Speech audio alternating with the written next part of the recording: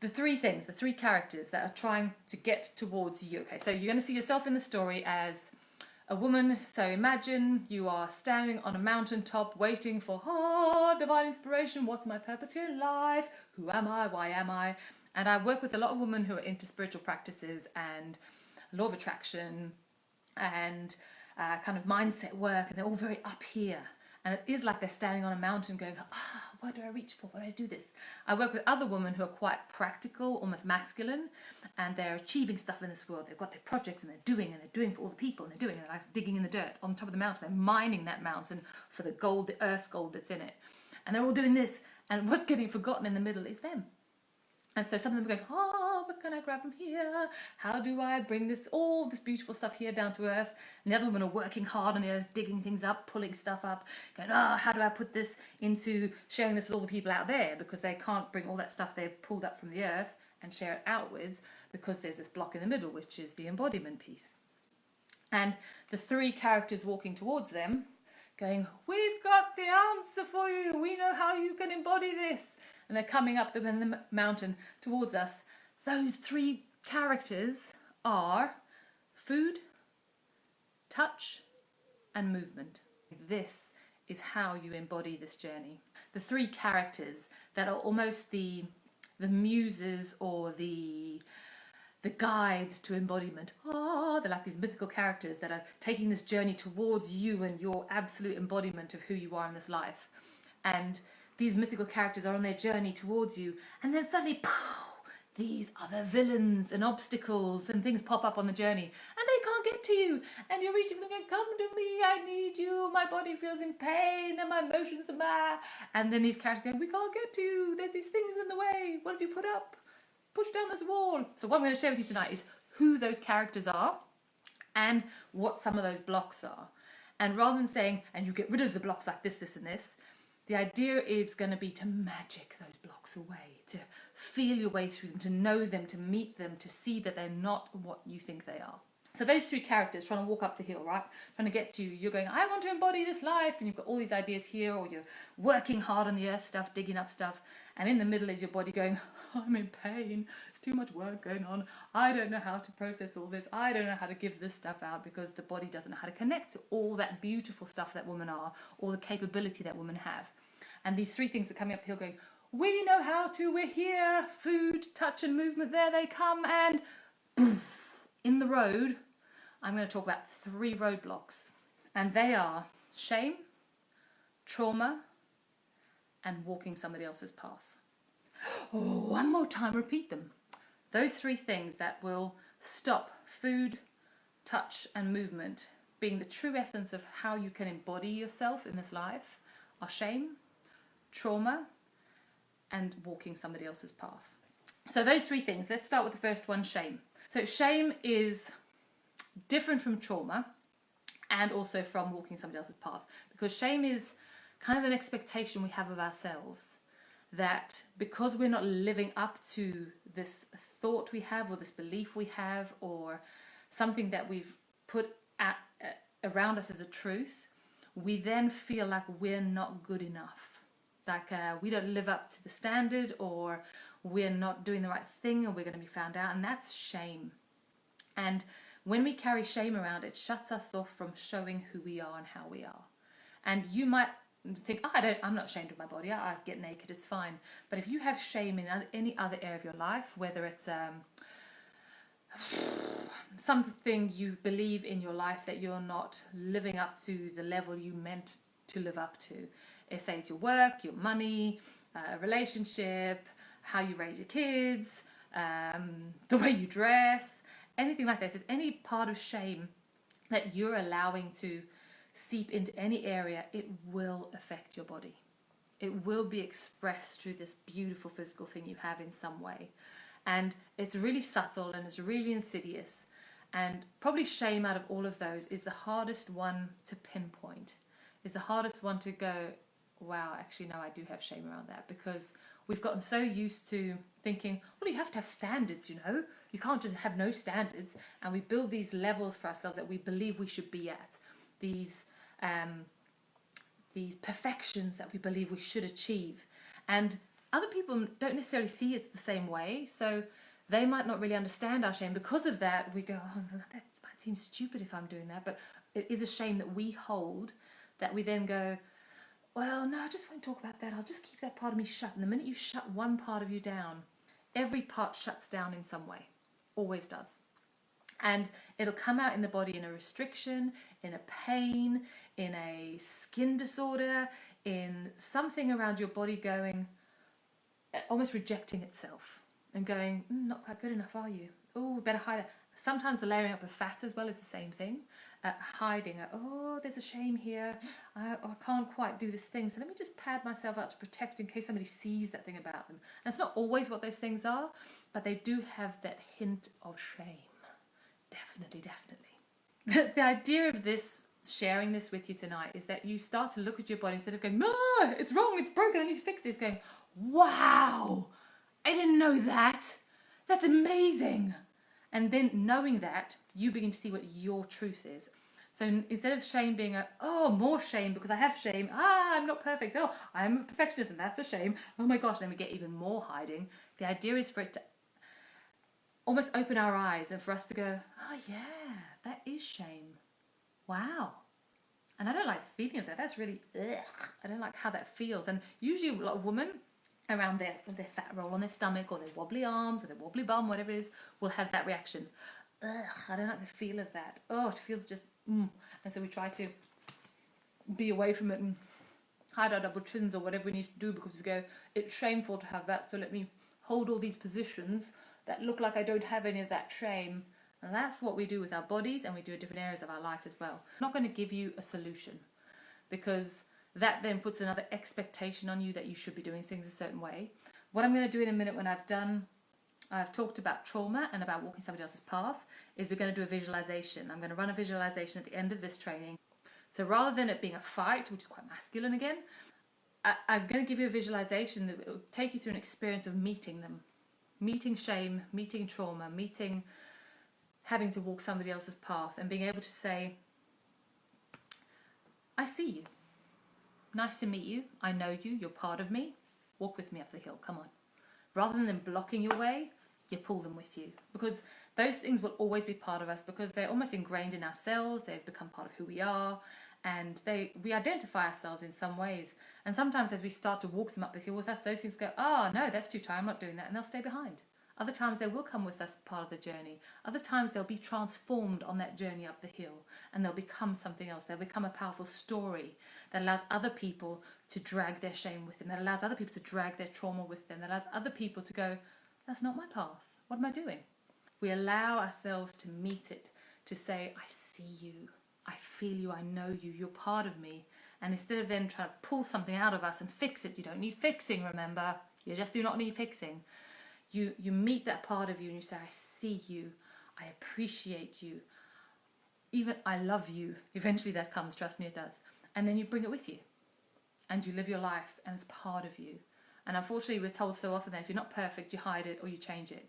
If you're in pain, you hide it, you change it, you solve it. If you're sick, you hide it, you solve it, you change it. It's pretty tiring to be doing all that work as well as trying to live your lovely embodied life. So shame is that thing of going, oh, not good enough, etc. And instead of, again, trying to fix it, change it, just notice it. Say, yeah, that does make me feel really icky and I'm not good enough. And you say, yeah, I do feel that way. And instead of hiding that and going, no, everything's fine, you go, yeah, I feel pretty shameful. That makes me feel ashamed. And by being honest and open, you meet it. How do you do? I'm Ruth. Hi, shame. Let's take a walk. Come on then.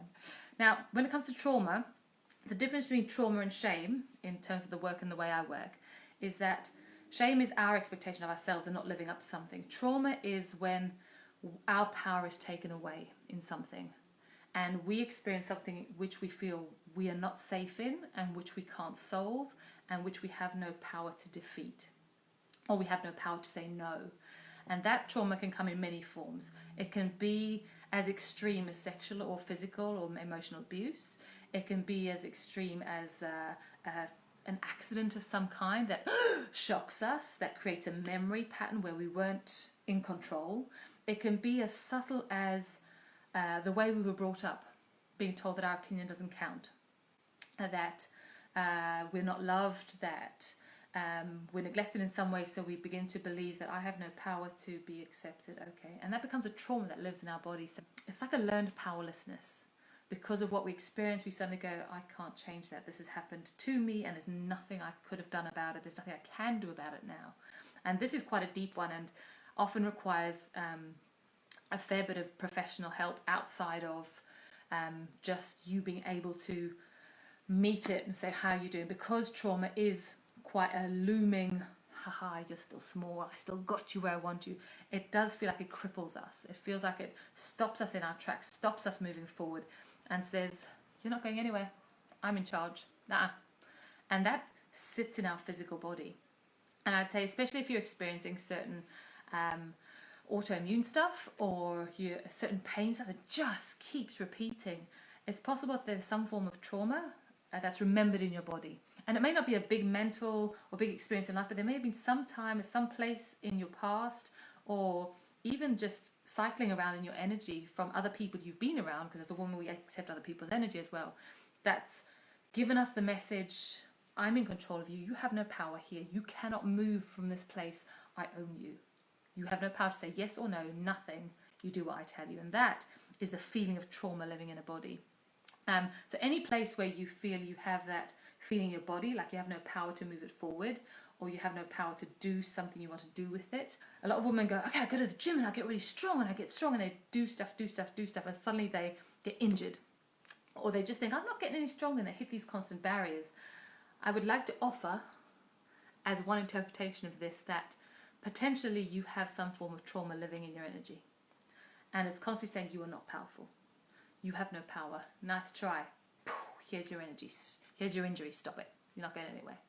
And the body is amazing like that. It shows us stuff. It gives us messages all the time. And we're constantly told, oh, just shush and just fix it. Oh, just shush and just fix it. And then we start to tell ourselves that. Oh, body, be quiet. Come on, just get in line. Get thin. Get strong. Don't be painful. Get the job done. And we then traumatize our own bodies by saying, come on, do what I'm telling you. Just, no, you have no power to tell me what's going on. I'll tell you what we're doing. And our body goes, really powerless, and we put more trauma into our body. So that never-ending cycle. Again, some of that trauma that has happened to us, we need help to process that. Other times we need to sit with trauma and go and find the depth of who we are, physically, mentally, emotionally, and say, I know me. And it's not a here thing. And sometimes it's not even a here thing, because the heart is quite hurt when it comes to trauma. Heart goes, what I feel doesn't matter. It's like a gut thing. It sits down in our belly where we just know. We absolutely know that I am here. Nobody can change who I am. Nobody can tell me who to be. My power sits here and nothing can move that. Nothing can tell me what to think, how to be, how to express. And we may not be able to say that outwardly, but we have this inner deep gut knowing of that. And that is the initial meeting of trauma, saying, it's enough. I've got this feeling, and that's potentially the place we come from. We go, I know I need help now.